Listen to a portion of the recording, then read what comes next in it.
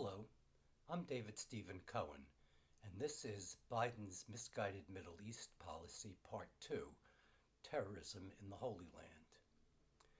The modern usage of the war on terrorism in reference to radical Islamists actually was developed by Benjamin Netanyahu. In 1983, as acting Israeli ambassador to the United States, Netanyahu met with Ronald Reagan's Secretary of State George Shultz, formerly the head of the oil construction firm Bechtel, which later won a contract during George W. Bush's administration to rebuild the infrastructure of Iraq.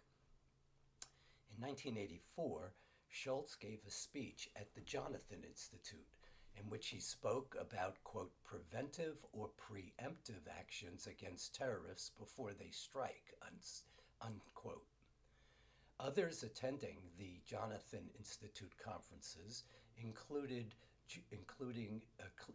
George H.W. Bush and Richard Cheney, later vice president under George W. Bush.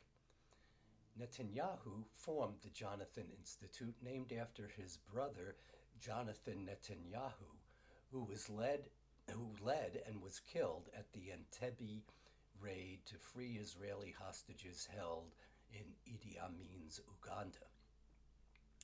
Its purpose was to hold conferences on terrorism. Netanyahu included the idea of the war on terrorism in his 1995 book titled Fighting Terrorism: How Democracies Can Defeat Domestic and International Terrorism.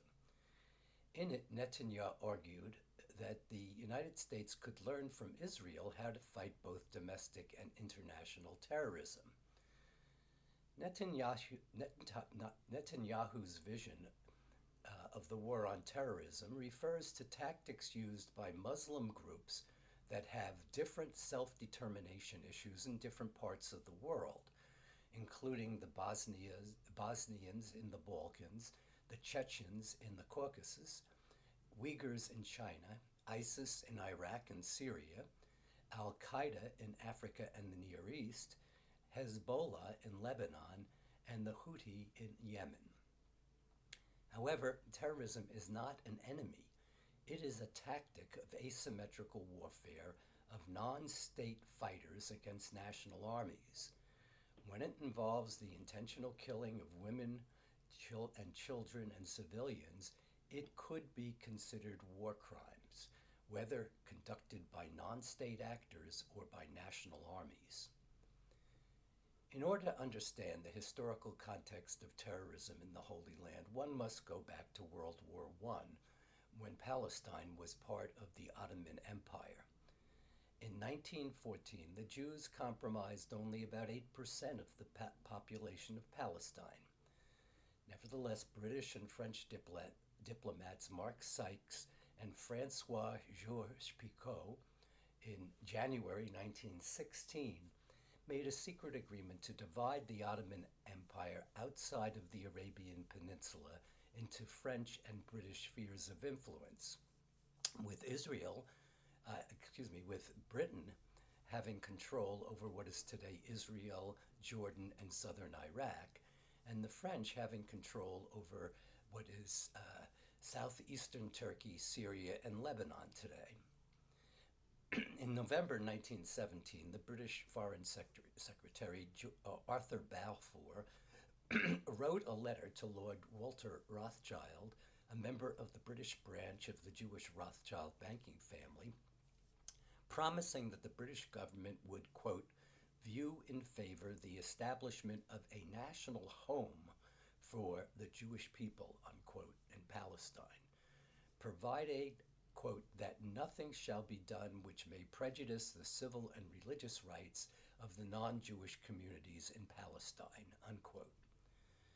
After the war, Britain, France, Italy, and Japan met in San Remo, Italy in April 1920, where they decided that the new League of Nations should create 3 mandates in the Middle East, one for Palestine, another for Syria, and the third for Mesopotamia, Iraq today.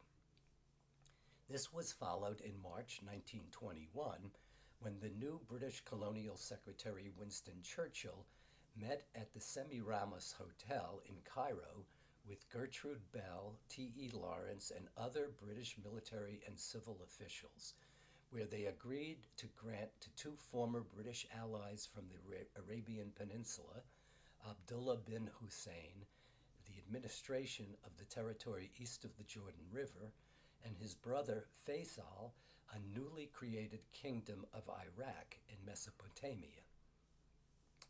This was incorporated into a white paper written by Churchill in June 1922, which proposed that the Palestine Mandate be divided into two sections at the Jordan River.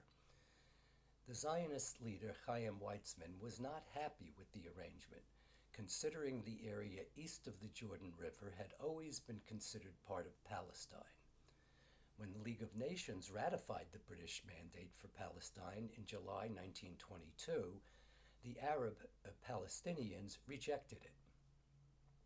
In May 1923, Britain recognized the creation of Transjordan under the rule of Abdel Abdullah Hussein, although matters of finance, military, and foreign affairs remained with a British resident. During the 1920s, about 100,000 Jews immigrated to Palestine, most of them from Eastern Europe, doubling the Jewish population in Palestine. The Arabs, who were still a majority, argued that the Jewish immigration threatened their right to self-determination. The Zionists pressured the British High Commissioner in Palestine, Herbert Samuel, who happened to be a secular Jew, to allow free immigration, but Samuel instead established a quota system. There were disagreements among the European Zionists. The most important was between Chaim Weizmann and Vladimir Jabotinsky. Weizmann was a Russian-Jewish biochemist who moved to England and was instrumental in obtaining the Balfour Declaration. Jabotinsky was born in 1880 to a middle-class family in Odessa, Russia, now part of Ukraine. He was educated in Switzerland and Italy. The pogroms, anti-Jewish riots, in 1904 and 1905 inspired Jabotinsky to take part in Jewish self-defense. In 1914, he became a war correspondent in Egypt, where he helped organize the Mule Corps that later participated in the invasion of Gallipoli. This was the beginning of what in August 1917 became the Jewish Legion.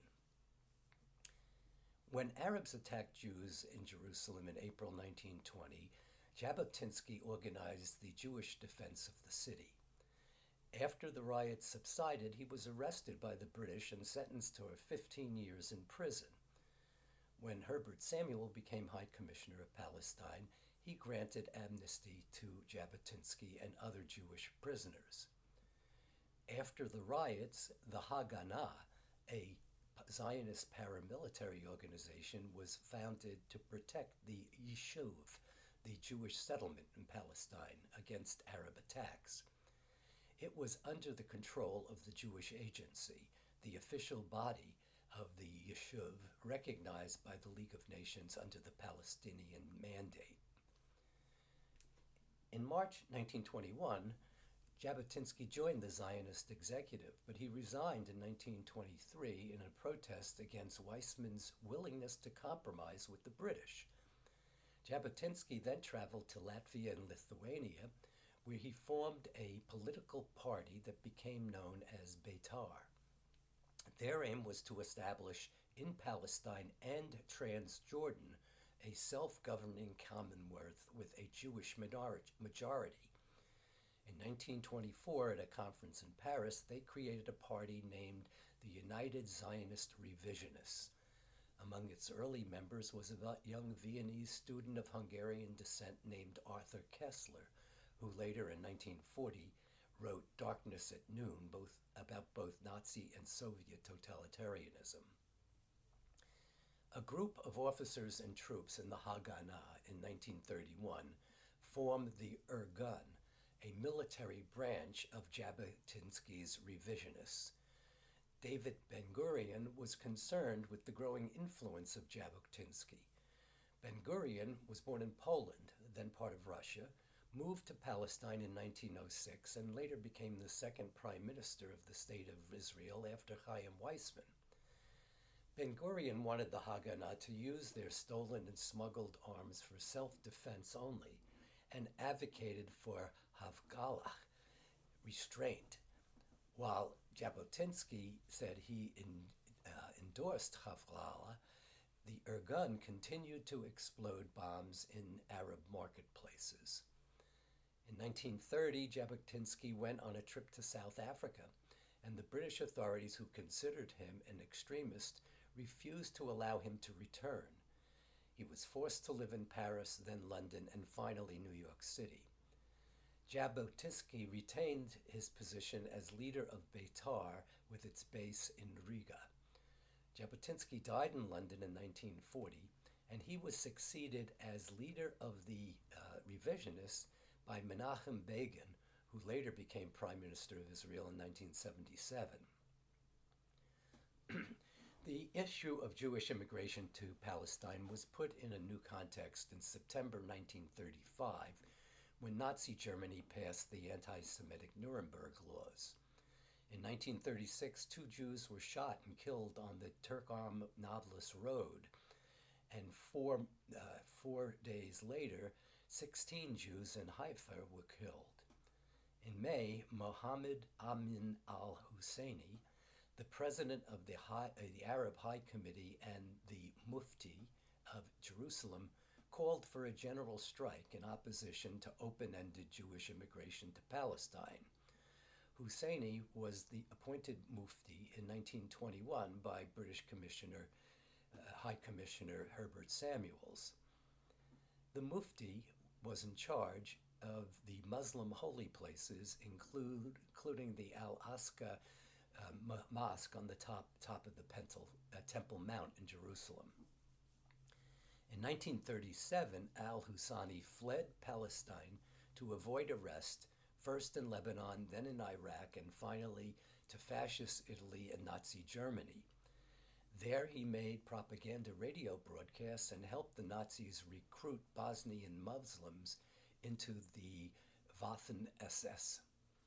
Although Hitler despised Arabs as half-apes, Husseini met with Hitler and von Ribbentrop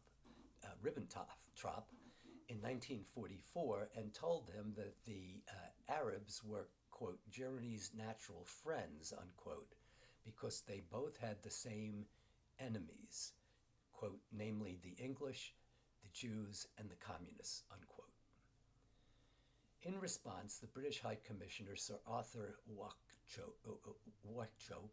again decreased Jewish immigration and land sales and established a legislative council with a majority of Arabs. Ben-Gurion then ordered the Haganah under the command of Elahu Golomb to use armed force to defend Jews against attacks. In October 1936, the Arabs decided to end the strike and the violence subsided. Then in 1939, Britain issued another white paper that limited Jewish immigration to 150,000 people for the next 5 years and restricted the ability of Jews from buying land from the Arabs. The Permanent Council of the League of Nations voted that the white paper was a violation of the British Mandate, and Ben-Gurion, the head of the Jewish Agency and nominal commander of the Haganah, ordered the Haganah to bring Jewish refugees into Palestine illegally. Ben-Gurion established the special operations within the Haganah to attack Arabs who murdered Jews, British authorities, and Jewish informers. Yigal Alan, who later became Israeli Minister of Foreign Affairs, was a member of this unit. At the beginning of the war, Jabotinsky had argued that the Irgun should enlist in the British Army to fight the Axis powers. A minority of the members of the Irgun, headed by Abraham Stern, believed that Britain, not Germany and Italy, was the enemy. In early 1940, they split from the Irgun and established themselves as the Stern Gang, later renamed the Israeli Freedom Fighters, or Lehi. The chief of operations of Lehi was Yitzhak Shamir, who later became Prime Minister of Israel in 1980. The Irgun and the Stern Gang in February 1944 informed the French consul in Jerusalem, Guy de Chaylar, that two groups were declaring war on the British, their two groups were declaring war on the British.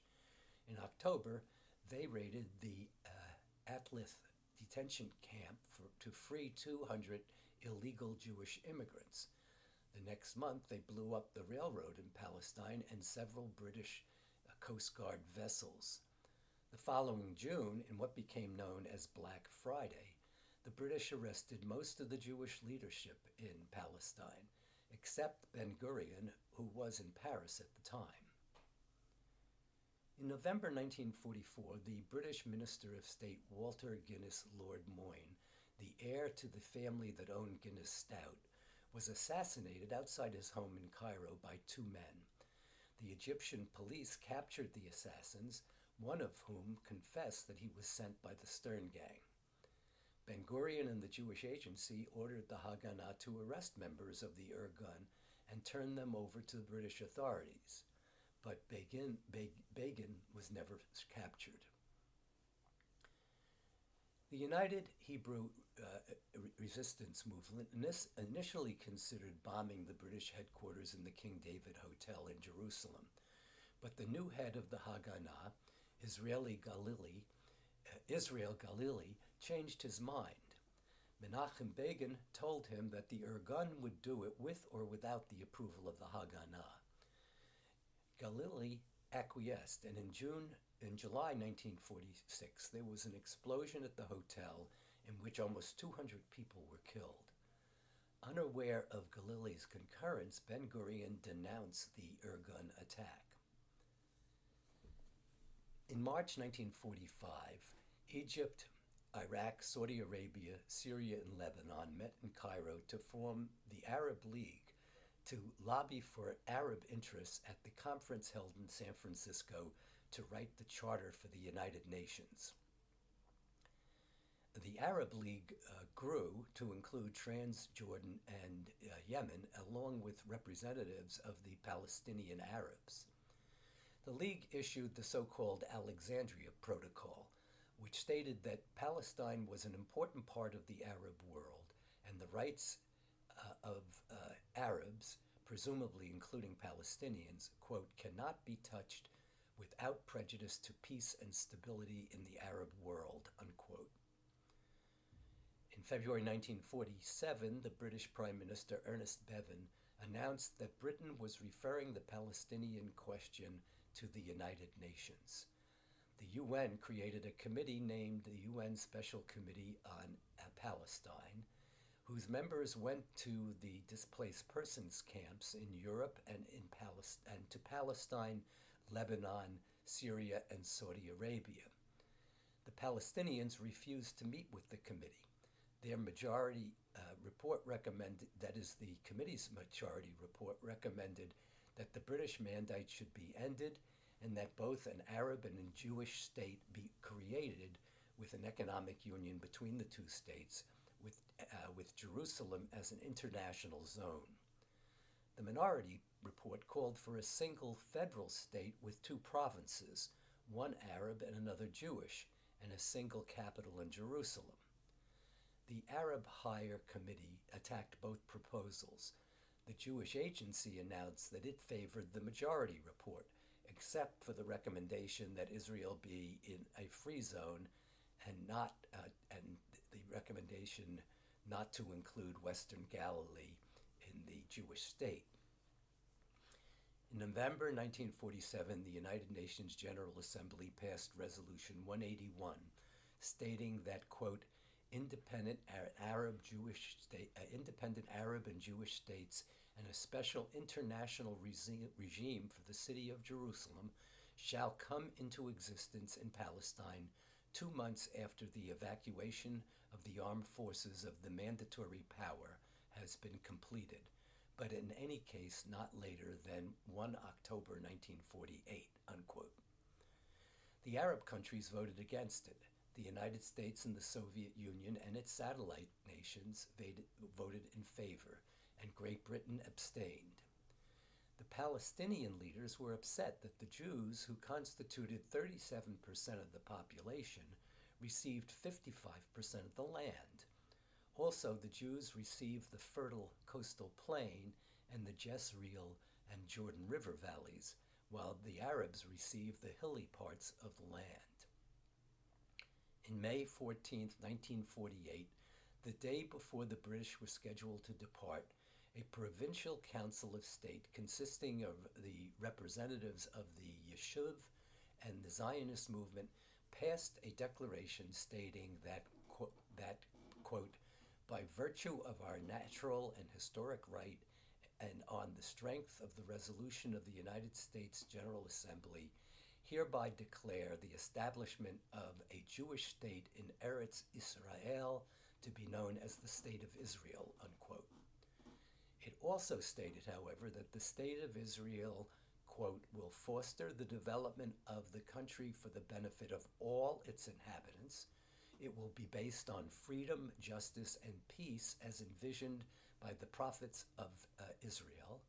It will ensure complete equality of social and political rights to all its inhabitants, irrespective of religion, race, or sex. It will guarantee freedom of religion, conscience, language, education, and culture. It will safeguard the holy places of all religions, and it will be faithful to the principles of the Charter of the United Nations, unquote. The day Israel declared its independence, Arab planes bombed Tel Aviv.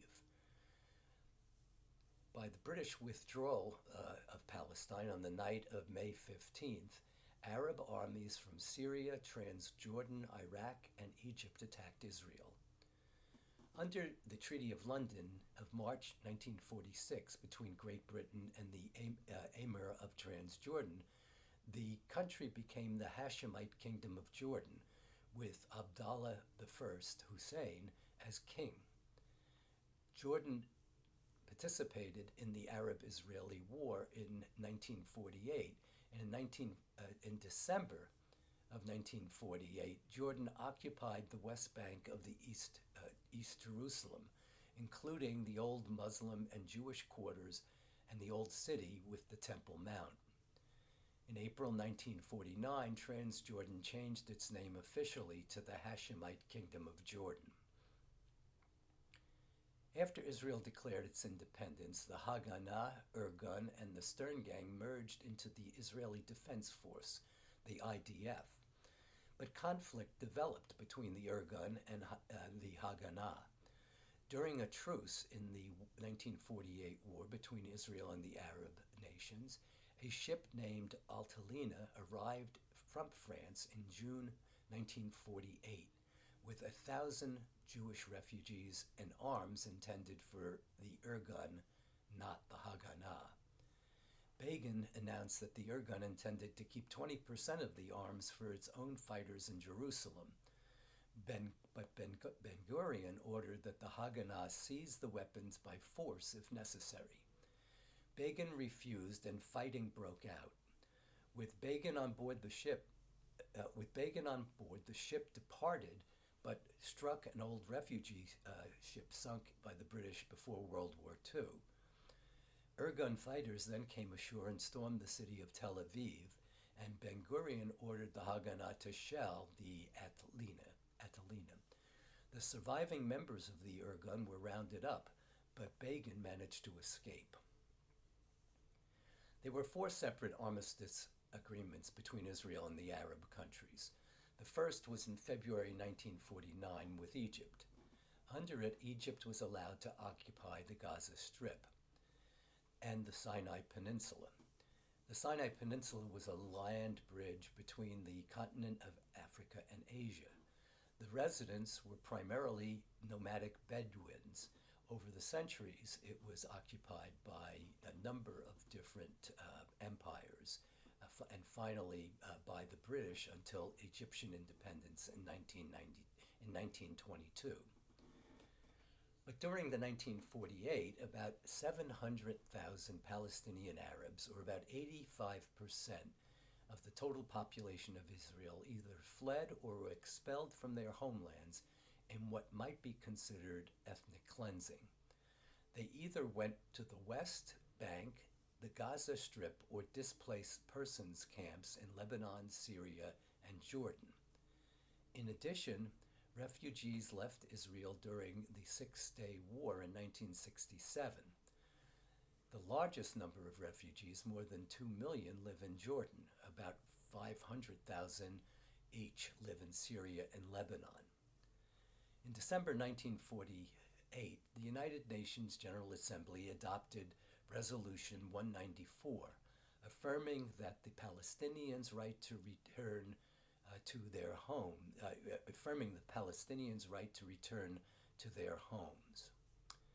Now, it should be noted, while most accounts of the 1948 war concentrated on the so-called ethnic cleansing of Palestinian refugees, there was also a massacre and expulsion of Jewish residents in the old Jewish quarter of Jerusalem and in 4 kibbutzim, that is,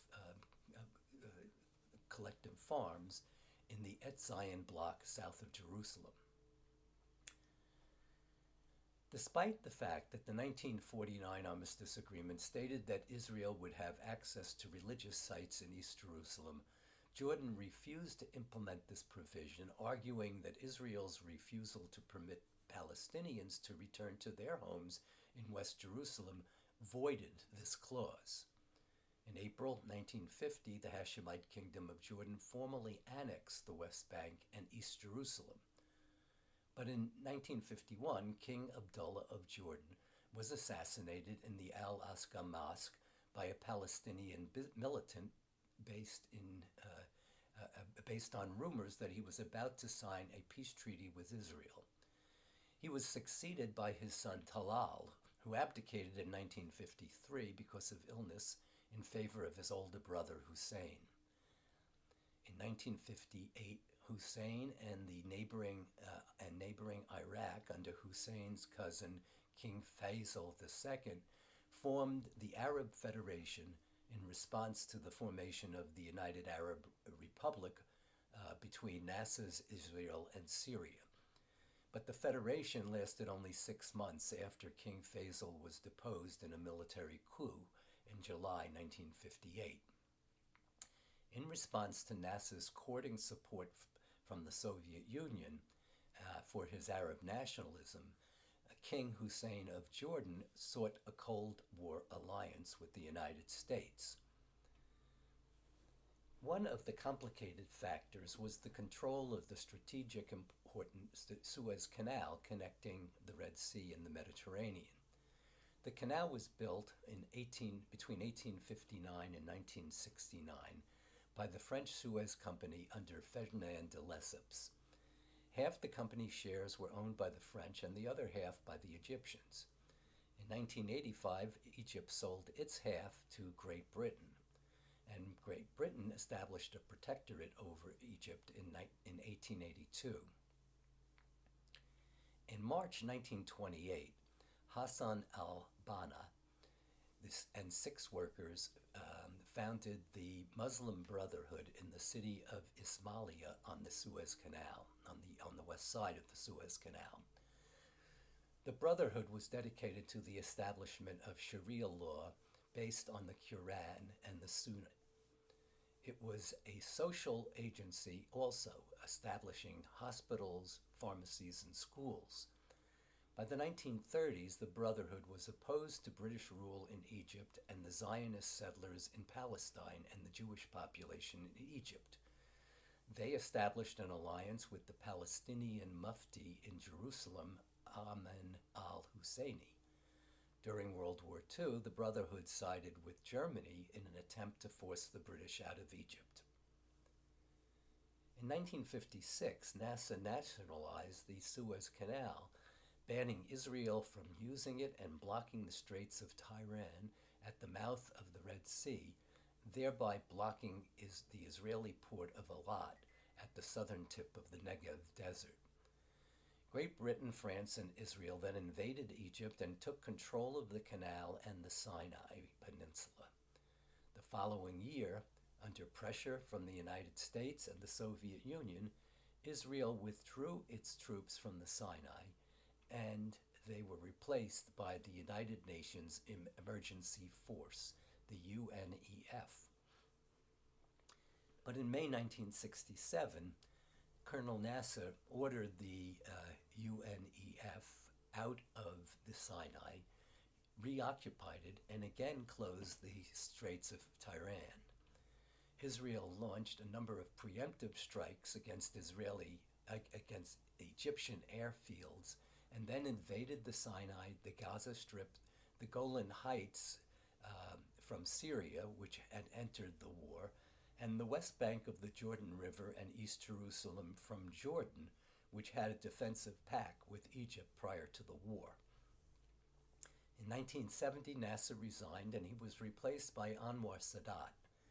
Sadat tried to regain the Sinai Peninsula in 1973 by launching an attack on Israel during its holiest holiday, Yom Kippur.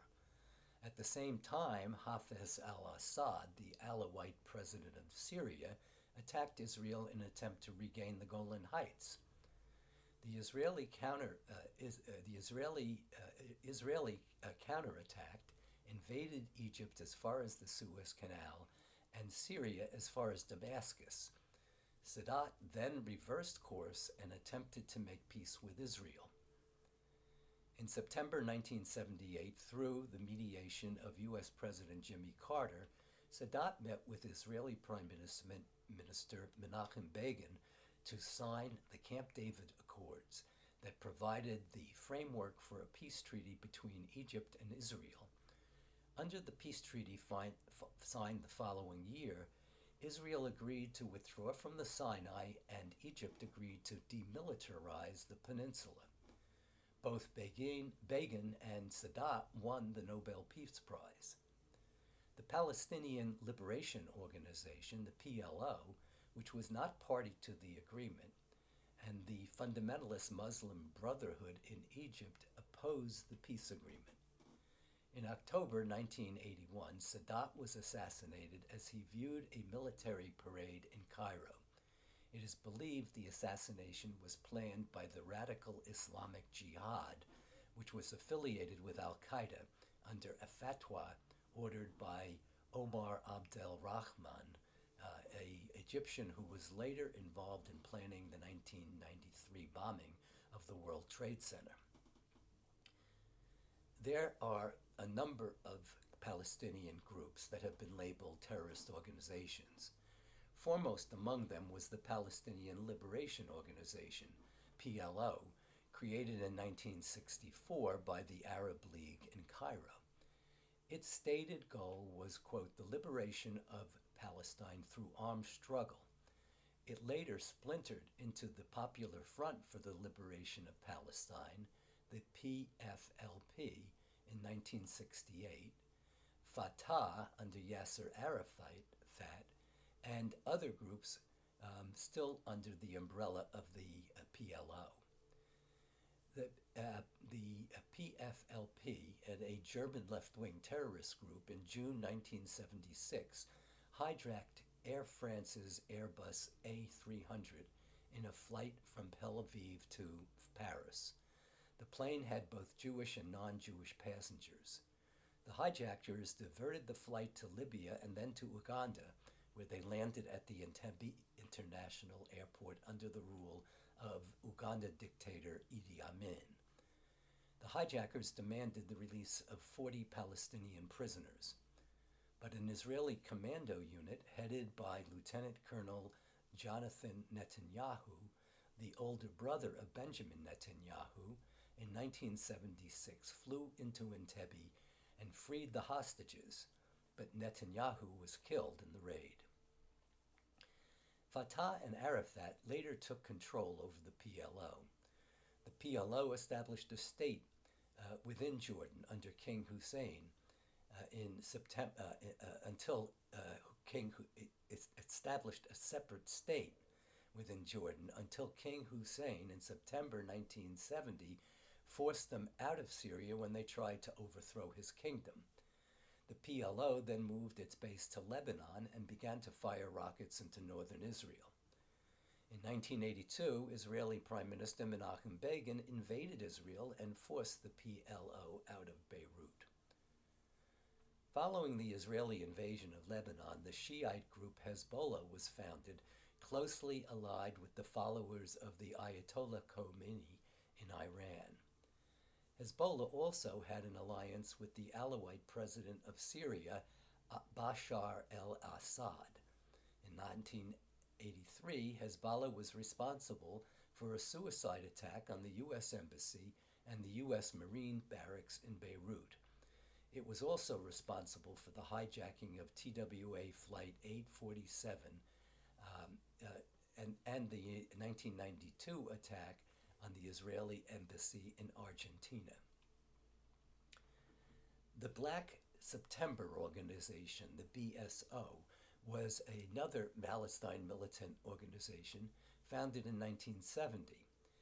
Its name is a reference to the declaration of military rule in September 1970 by King Hussein of Jordan in response to the attempt of the Palestinians to seize control of his kingdom. During the Summer Olympics in Munich, Germany, members of the Black September movement infiltrated the Olympic Village, killing 2 members of the Israeli Olympic team and taking 9 others hostages. Black September demanded the release of 234 Palestinian prisoners in Israeli jails, plus 2 of the founders of the Baader Meinhof group, a German communist anti-imperialist urban guerrilla organization. The West German police attempted to rescue the hostages, but all of the hostages and a West German police officer were killed. In response to the Munich massacre, Israel bombed Palestinian bases in Lebanon and Syria, and Israel's Prime Minister Golda Meir ordered the Mossad, the Israeli intelligence agency, to assassinate those responsible for the Munich massacre. The following month, a sympathizer of the Black September organization hijacked Lufthansa Flight 615, demanding the release of the 3 surviving perpetrators of the Munich massacre held in West German prison. West German officials complied with the demand, and the hijacked aircraft was flown to Tripoli, where all the hostages were released. The Libyan leader, Muammar Gaddafi, then granted asylum to the Munich attackers. The Palestinian Islamic Jihad, the PIJ, was a paramilitary organization founded in 1981 as an offshoot of the Muslim Brotherhood in Gaza after the assassination of Anwar Sadat. It too rejected a 2-state solution, calling for a military destruction of Israel, the establishment of Islamic State in all of Palestine. Like Hamas, it received financial backing from Syria, Hezbollah, and later Iran. Its armed wing is the Al-Quds Brigade, and it was responsible for a number of suicide bombings in Israel. It was active both in Gaza and the West Bank until there was a crackdown on the PIJ, both by Israel and the Palestinian Authority. In 1985, the members of the Palestinian Liberation Front, the PLF, an affiliate of the PLO, attacked an Italian cruise ship, the Achille Lauro, and demanded the release of the Palestinian prisoners in Egypt. Egyptian President Hosni Mubarak persuaded the hijackers to surrender, but not before they shot to death a Jewish passenger in a wheelchair named Leon Klinghoffer. The first Intifada began in December 1987 when an Israeli Defense Force truck collided with a civilian car killing 4 Palestinians in the Jabalia refuge camp in Gaza. The incident resulted in Palestinians rioting in both the Gaza Strip and the West Bank. Following this outbreak, Hamas was founded by a Gazan sheikh named Ahmed Yassin. It was an outgrowth of the Egyptian Muslim Brotherhood. 4 years later, Hamas established its military wing named the Izzad-Din al-Qassam.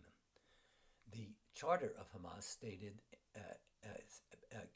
anti-Semitic conspiracies about Jews, including that Jews started the World War I and World War II to make profits by supplying war materials, and that Zionists wanted to expand Israel from the Nile to the Euphrates.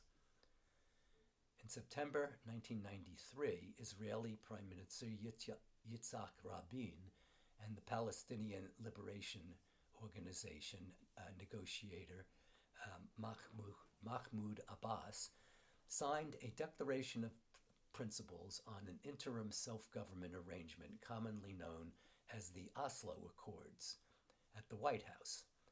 Under it, Israel accepted the PLO as the representative of the Palestinians, and the PLO renounced terrorism and recognized Israel's right to exist in peace. Also, a Palestinian Authority would be established to govern the West Bank and the Gaza Strip for a 5-year period, after which permanent status talks on the issue of refugees, the status of Jerusalem would be held. In November 1995, Yitzhak Rabin was assassinated by a right-wing Yemeni Israeli Orthodox Jew named Yigal Amir. Hamas opposed the Oslo Accords, in which the rival PLO had its military wing, Fatah, renounce the use of terrorism. In July 2000, President Bill Clinton hosted a summit meeting at Camp David between Israeli Prime Minister Ehud Barak and the Palestinian Authority Chairman Yasser Arafat. It was supposed to address the final status issues called for in the previous Oslo agreement. The following September, Israeli right-wing politician Ariel Sharon made an unauthorized visit to the Al-Aqsa compound on the Temple Mount, which resulted in the so-called Second Intifada. Netanyahu, who was elected prime minister in March 1996, sought to weaken the Palestinian Authority under Mahmoud Abbas, who replaced Yasser Arafat after his death in 2004, but allowed its rival Hamas, that is Netanyahu allowed the PLO's rival, Hamas, to obtain hundreds of millions of dollars from Qatar and increase the number of work permits for Gazans in Israel.